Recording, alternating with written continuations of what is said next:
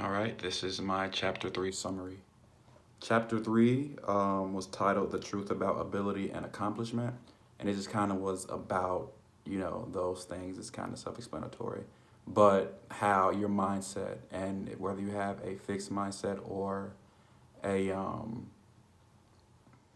a growth mindset that will really determine how those things go and where your abilities and things like that will take you. A few things that were mentioned throughout the chapter was a junior high school or middle school to junior high school transition and kind of how the different mindsets kind of played a part in how well the children did on their testing and grades like that. It also talked about a college transition, so a high school to college transition, and kind of how the mindset kind of played a part in that as well, similar to the junior high school example. And it talked about ability levels and that ability levels really aren't fixed unless you make them out to be. And lastly, it talked about the dangers as well as the positives of labeling, positive labeling and negative labeling, and how those can kind of develop a fixed mindset within the person being labeled.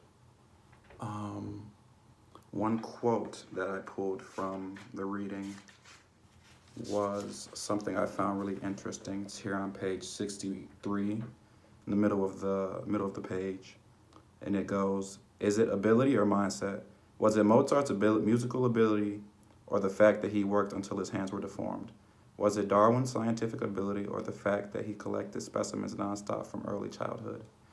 And I just think that that's something that really can be misconceived.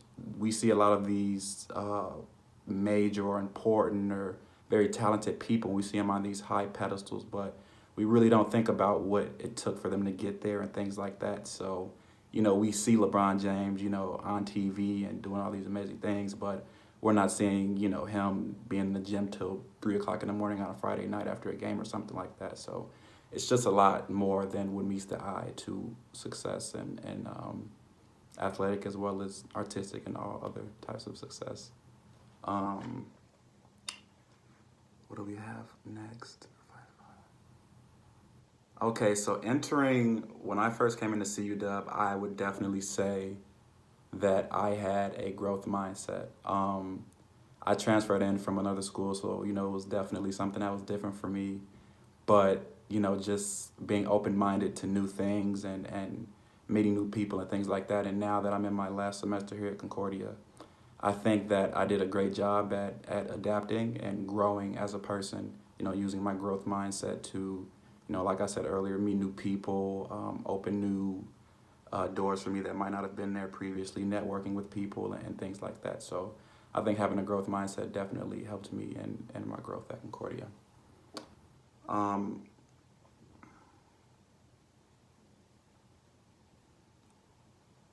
I think that my growth mindset is going to help me out a ton in my professional career. Um, I just see it, having a growth mindset is really, really a benefit if you can have that. Just meeting new people, learning new things, being open to failing. I mean, I know that I'm going to fail at some point in time. I failed already, at things, from sports to, my personal life to, school things and things of that nature. I failed, and just being open to failure and knowing that failure doesn't mean that, you have lost the battle.